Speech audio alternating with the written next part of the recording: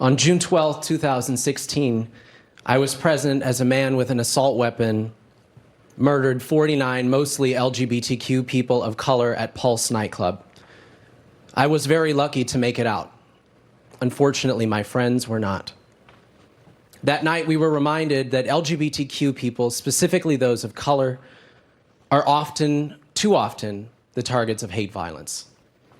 With the rise of violence against trans women of color, how will you ensure that law enforcement is equipped to treat marginalized victims of crime with dignity and respect?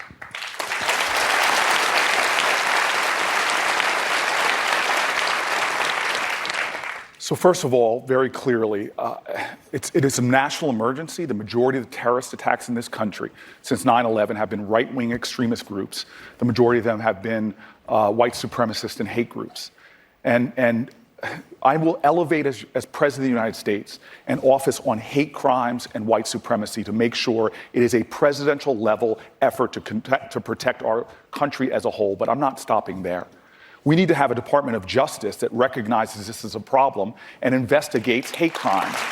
We must take the steps necessary to keep these weapons out of the hands of people that are doing those crimes. But we can't stop there. 30% of LGBTQ youth, 30% have reported missing school in the last month because of fears for their physical safety. We live in a country where we still see regular, everyday violence and intimidation and bullying against Americans because of who they are. And so, number one, I am going to appoint a Secretary of Education, first of all, that sees the dignity and the worth and the value of every one of our children. And I will have a Department of Education that takes the steps necessary to protect all children in America. Thank you, Senator. I want to get straight to Gavin Grimm, a 20-year-old transgender